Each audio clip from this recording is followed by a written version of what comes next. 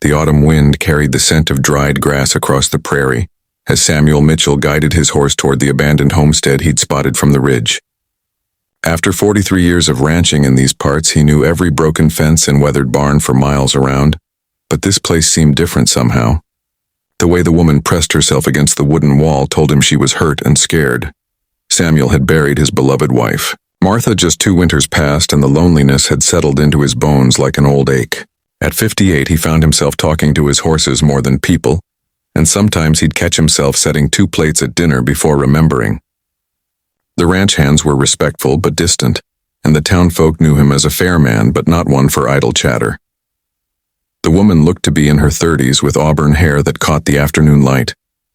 Her dress was torn and stained, and Samuel could see the fear in her eyes as he approached slowly. He'd learned over the years that sudden movement scared both animals and people, and right now this woman reminded him of a wounded deer he'd once found caught in barbed wire.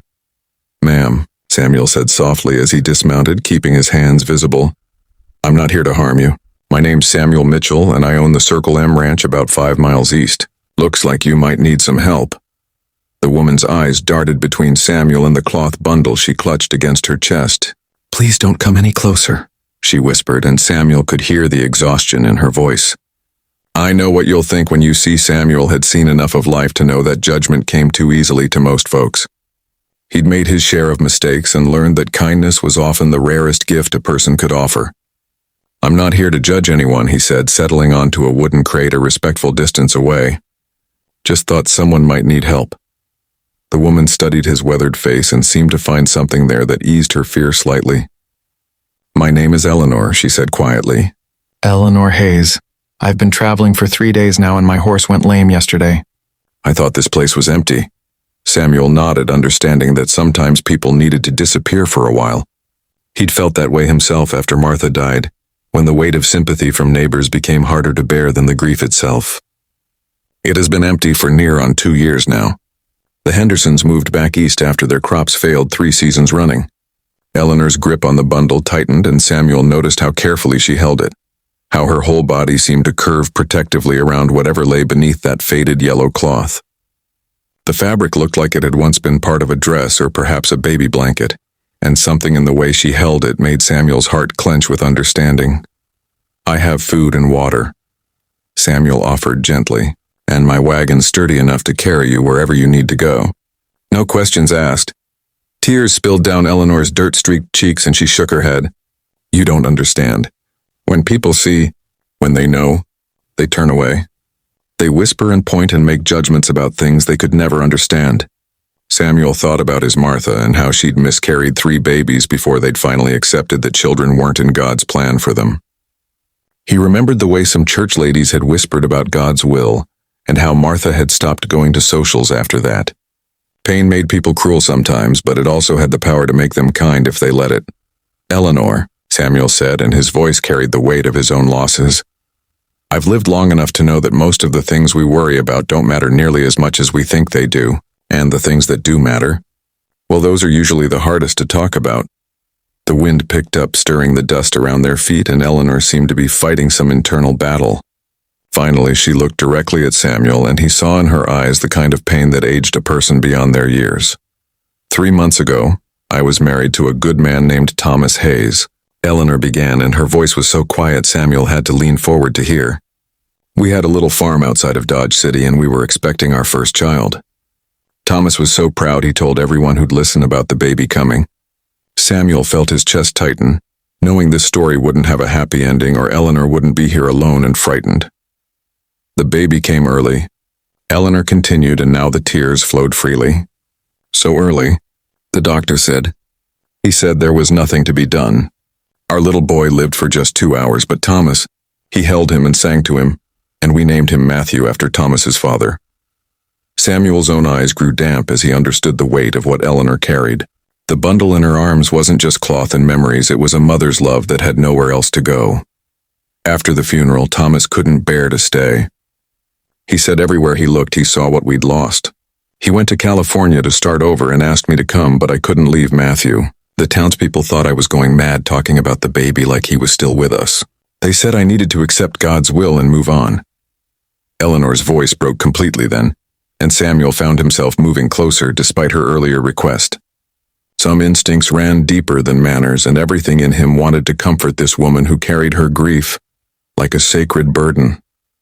"So you left," Samuel said gently, and it wasn't a question. Eleanor nodded. "I took Matthew and left. I know people think I'm crazy carrying him with me, but he's my son.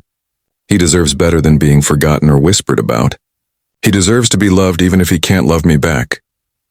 Samuel felt something shift in his chest like ice breaking up on a winter river. Here was grief he recognized, the kind that carved out hollow spaces in your heart and filled them with both love and ache. Martha would have understood Eleanor's need to hold on to what remained of her child. "Can I tell you something, Eleanor?" Samuel asked, and when she nodded, he continued. "My wife Martha lost 3 babies before we were married. The last one, we buried him behind our house under an oak tree. Every Sunday for 22 years, Martha would take flowers to that spot and talk to him like he was listening. Some folks thought it was peculiar, but I knew it kept part of her heart alive." Eleanor's eyes widened with something between hope and disbelief. "You don't think I'm mad?" "I think you're a mother who loves her child," Samuel replied simply. "Nothing mad about that. Nothing shameful either. Love doesn't stop just because someone's not here to receive it anymore." The sun was getting lower in the sky, casting long shadows across the abandoned homestead, and Samuel knew they needed to make some decisions about shelter and food. But first there was something else that needed tending to. "Would you like to tell me about Matthew?" Samuel asked. "What was he like in those 2 hours?" Eleanor's face transformed as she began to speak. Her voice grew stronger and warmer as she described tiny fingers that gripped Thomas's thumb and eyes that opened briefly to look at his parents. She told Samuel about the soft sounds Matthew had made and how perfectly he'd fit in Thomas's large hands. As Eleanor talked, Samuel found himself thinking about all the conversations he'd had with Martha about their lost children, how she'd wondered what they might have looked like or what kind of people they'd have become. There was healing in speaking the names of those who'd left too soon and acknowledging that their brief existence had mattered. "He sounds like he was a fighter," Samuel said when Eleanor finished. 2 hours might not seem like much to some people, but I imagine those were 2 very important hours for you and Thomas." "They were everything," Eleanor whispered. "Those 2 hours are all I'll ever have of being Matthew's mother in the way I dreamed about. But there's still something. They're still real." Samuel stood slowly, his joints protesting the movement, but his heart feeling lighter than it had in months. "Eleanor, I'd like to ask you something, and I want you to know you can say no without any hard feelings. But I have a big empty house and more food than one man needs. If you're willing, I'd be honored to have you as my guest for as long as you need to figure out your next step."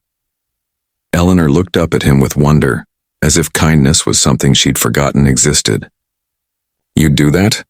Even knowing about Matthew?" "Especially knowing about Matthew," Samuel replied. "My Martha always said a house needs love in it to feel like a home. Sounds to me like you have plenty of love, even if it's the grieving kind." As they prepared to leave the abandoned homestead, Eleanor finally lifted the edge of the yellow cloth, and Samuel caught a glimpse of a tiny wooden cross that Thomas had carved in a lock of hair so fine it looked like spun gold. These weren't the possessions of someone lost to reality, but the treasures of a mother who refused to let death steal all her joy. The ride back to Samuel's ranch was quiet but comfortable.